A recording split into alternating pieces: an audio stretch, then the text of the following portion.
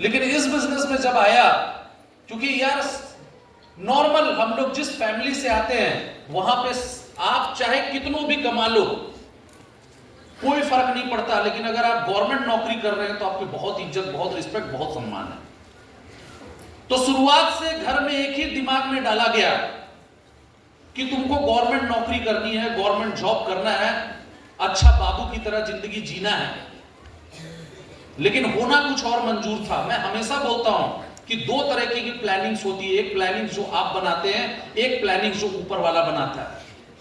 एक सपने जो आप देखते हैं और एक सपना जो पहले से ऊपर वाला निर्धारित रहता है। तो जीवन में मेरे लाइफ में वो परिवर्तन आया। मेरा सपना था गवर्नमेंट नौकरी करने का, अगर आज शायद गवर्नमेंट नौकरी करता यहां पे नहीं होता, चार्टर्ड अकाउंटेंट होता यहां पे नहीं होता, और आज 20,000 25,000 40,000 रुपया कमाता रहता, इससे ज्यादा कुछ नहीं होता।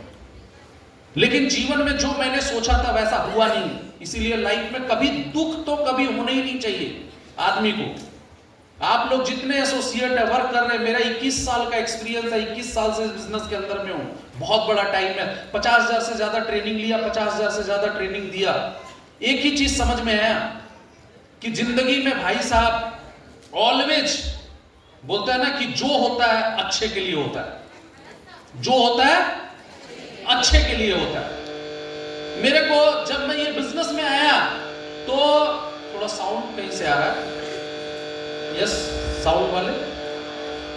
तो जब मैं इस बिजनेस के अंदर में आया तो एक ही चीज समझ में आया कि भैया जो होता है अच्छे के लिए होता है। अगर मैं शायद मेरे प्लानिंग अगर सच हो जाता और अगर शायद मेरी बातें अगर सच हो जाती तो शायद आज मैं आप लोगों के सामने नहीं होता।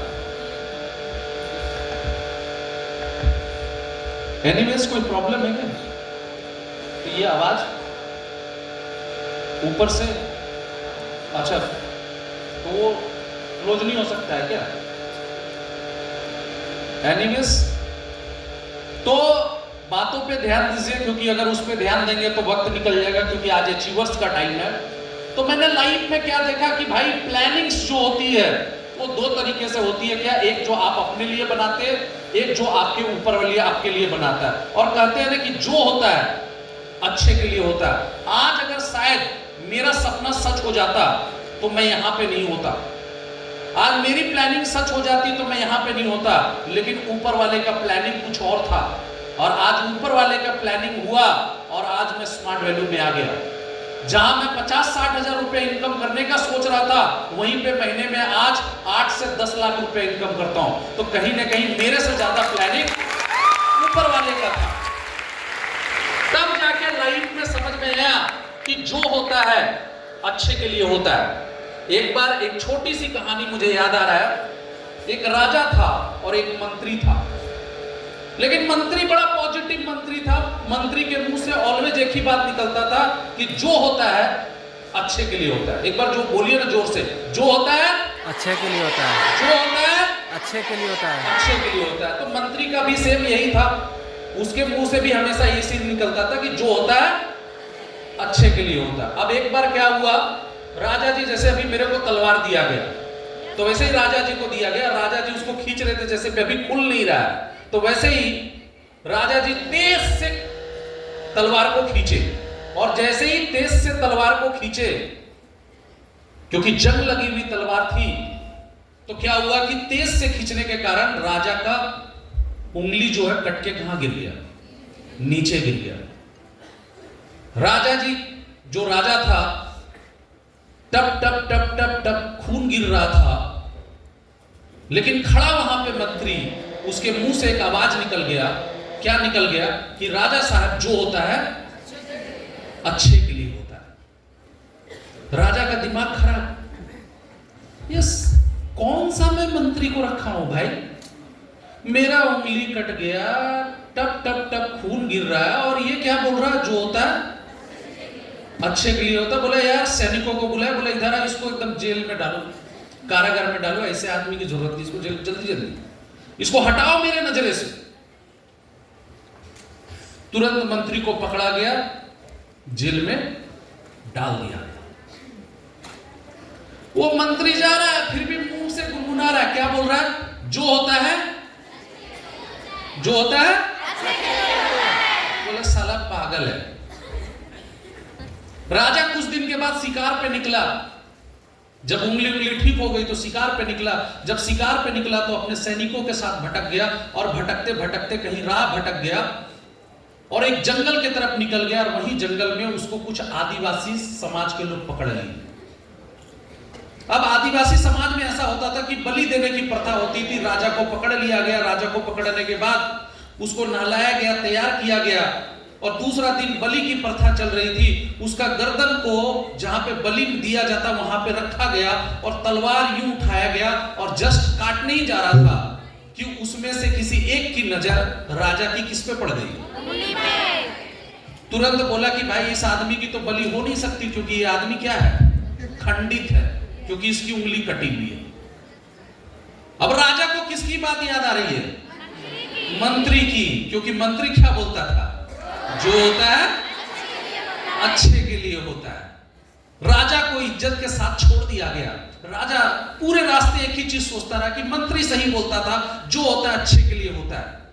जैसे ही वो अपने राज्य पहुंचा, बोला पूरे इज्जत सम्मान के साथ किसको बुलाया जाए? मंत्री को।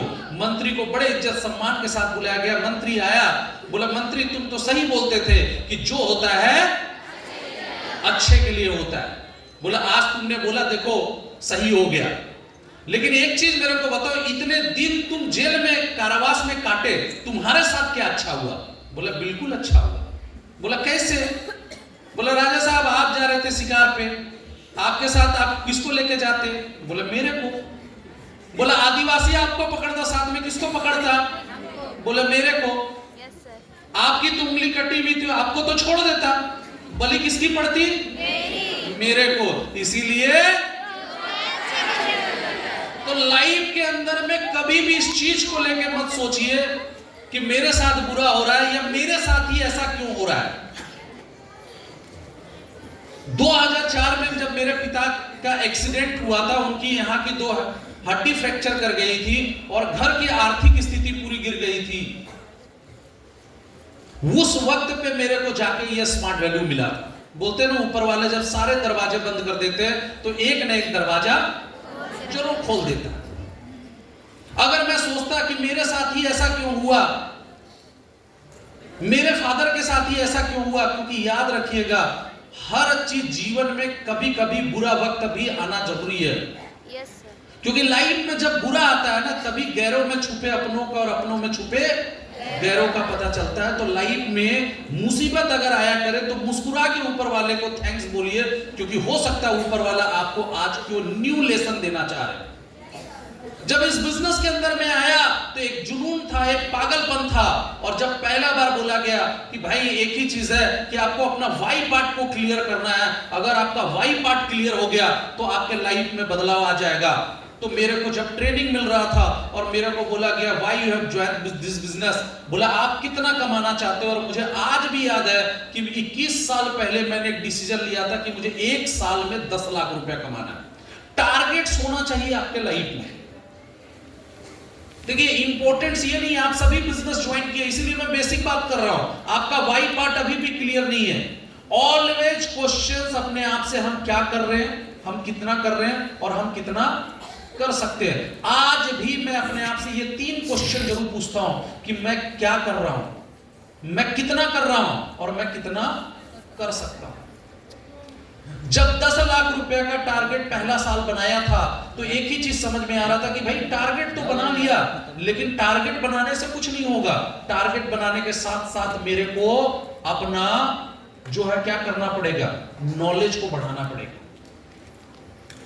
आज बहुत सारे लोगों का बिजनेस ना होने का भी सबसे बड़ा एक ही रीजन है कि वो टारगेट वाई पार्ट उनका क्लियर नहीं है। वाई पार्ट क्लियर होने के बाद आज का डेट में नॉलेज नहीं है, तो मैंने नॉलेज इकट्ठा करना स्टार्ट किया। नॉलेज, सिस्टम को लेके नॉलेज, आपको सिस्टम को लेके नॉलेज रखना पड़ेगा। आपको बेसिक ट्रेनिंग का लेकर नॉलेज रखना पड़ेगा, आपको कंबो को लेकर नॉलेज रखना पड़ेगा, आपको कंपनी का बैकग्राउंड्स को लेकर नॉलेज रखना पड़ेगा। नॉलेज एक इंसान को स्टेबिलिटी देता है, याद रखिएगा। ये 21 साल का एक्सपीरियंस से मैं बोल रहा हूं, जितना आपको नॉलेज रहेगा आपका जीवन में कभी बिजनेस गिरेगा नहीं। नॉलेज नहीं रहेगा आपका बिजनेस गिरना तय है। लोग हवा हवाई में बिजनेस करते हैं, उनको लगता है कि कोई ना कोई यहाँ पे सीनियर मेरे को स्पिल ओवर दे देगा, मेरा लेफ्ट राइट हो जाएगा, मेरा कैसे भी बिजनेस चल जाएगा। तो जैसे तैसे करके आप स्मार्ट मास्टर स्टार तो बन सकते हैं, लेकिन एम्बेसडर और जीनियस नहीं बन सकते। तो नॉलेज की बात आई, तो नॉलेज कैसे आएगा भाई? तो नॉलेज देने वाला उस समय कोई नहीं था। तो मैं एक बात याद रखिए, आपके अंदर में जुनून होना इंपॉर्टेंट है। बोलते हैं दुनिया में सब कुछ इजी है अगर आप बिजी हैं, और दुनिया में कुछ भी इजी नहीं है अगर आप बिजी नहीं है। तो आपको बिजी, तो हमको मेरे को समझ में आया कि भाई नॉलेज आना है, तो नॉलेज देने के लिए उस समय हमारे सीनियर आते थे महीने में एक बार, तो एक बार से तो काम नहीं चलेगा। प्रोफाइल को पढ़ना स्टार्ट किया, प्रोस्पेक्टस को पढ़ना स्टार्ट किया, कंबो रटना स्टार्ट किया, ट्रेनिंग के बीच में पीछे खड़ा रहता था, ट्रेनिंग लेना स्टार्ट किया। ट्रेनिंग लेने के साथ साथ 2 मिनट में अपनी एसटीपी होता था, एसटीपी के बाहर नहीं घूमता था। लोग एसटीपी के बाहर इनवाइटी घुसाने के बाद बाहर निकल के आपस में बात करते थे, मैं पीछे इनवाइटी के पीछे। आपको लग रहा है कि ये बंदा यहाँ पे पहुंच गया, कैसे पहुंच गया?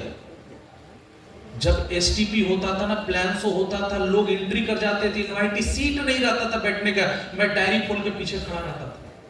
नॉलेज करना, नॉलेज आएगा तो बिजनेस अपने आप होगा, और नॉलेज आएगा तभी तो हम टीम को दे पाएंगे। आप टीम चला रहे हैं, परिवार चला रहे हैं, और उसके लिए आपका नॉलेज होना परफेक्ट इंपॉर्टेंस है। तो नॉलेज धीरे धीरे करके नॉलेज आ गया। नॉलेज आने से भी कुछ नहीं होगा, नॉलेज के साथ उस नॉलेज के लिए प्रेजेंट करना, वो हिम्मत लाना इंपॉर्टेंस है। तो हिम्मत कैसे आएगा, ये भी इंपॉर्टेंस है। नॉलेज तो आपके पास आ गया, आप ज्वाइन कर लिया, आपका वाई पार्ट क्लियर हो गया, आपको कितना पैसा कमाना है वो क्लियर हो गया, आपका ड्रीम क्लियर हो गया, आपने नॉलेज भी इकट्ठा कर लिया, लेकिन आप हिम्मत नहीं कर पा रहे हैं, तो कहां से बिजनेस बढ़ेगा? आपको हिम्मत करना पड़ेगा। तो मैंने भी हिम्मत किया। कैसे? स्टार्टअप किया। कहां से? जब प्रेजेंटेशन करता था सीनियर, तो बोर्ड पे खड़ा होना स्टार्ट किया। एक दिन अपने सीनियर को बोला, क्या मुझे आप बेसिक ट्रेनिंग देना स्टार्ट करेंगे? आप दे सकते हैं? बोला कि ठीक है। बोला कल तुमको बेसिक ट्रेनिंग देना है। हिम्मत किया। हिम्मत बहुत इंपॉर्टेंट है। इनविटेशन आना मैटर नहीं है मेरे भाई, फॉलोअप आना मैटर नहीं है। हम कितना कर रहे हैं मार्केट में जाके, तभी सेल आएगा।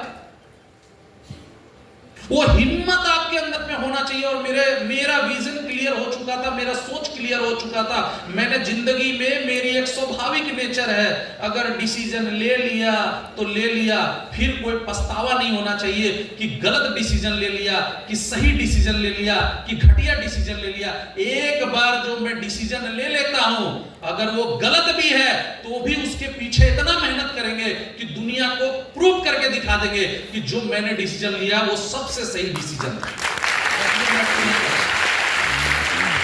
ये मैटर नहीं करता। डिसीजन लेने के बाद जब मैं स्मार्ट वैल्यू का डिसीजन लिया, तो मैंने कभी बीच में ये नहीं देखा। लोग डिसीजन तो ले लेते हैं, डिसीजन लेने के बाद फिर थोड़ा सा देखते हैं मार्केट का। अच्छा, ये फॉर्म भी आ गया, रेलवे का भी आ गया, अच्छा प्यून का भी फॉर्म आ गया, अच्छा बैंक का भी फॉर्म आ गया, अच्छा चलो इधर तो स्मार्ट वैल्यू चल रहा है, पीछे पीछे ये भी फॉर्म चल रहा है, पीछे पीछे प्राइवेट नौकरी का थोड़ा सा प्रॉब्लम हुआ, भैया कोई नौकरी कर ले। कुछ नहीं मेरे भाई, हमारा वाई पार्ट क्लियर था, हमने एक ही चीज सोच लिया था, या तो आबाद होंगे या तो बर्बाद होंगे। ऐसे ही आज 15-15 बाइक, 4-4 कारें, ऐसे ही नहीं हो गया, ऐसे ही 3 करोड़ का घर नहीं हो गया, वाई पार्ट क्लियर था इसलिए हो गया। ऐसे ही नहीं था वो, बीच में ऐसा नहीं कि समस्या आ गया तो नौकरी करने चले गए, समस्या आ गया तो इधर फॉर्म भी भर रहे। इधर भाई एक ही चीज सोचा था, या तो डू या तो डाई, या तो करेंगे या तो आबाद होंगे या तो बर्बाद होंगे, लेकिन जो होंगे स्मार्ट वैल्यू से होंगे। दूसरा चीज नहीं सोचा। अब चीजें थी भाई, वाई पार्ट क्लियर हो चुका था, एम क्लियर हो चुका था, सोच लिया था।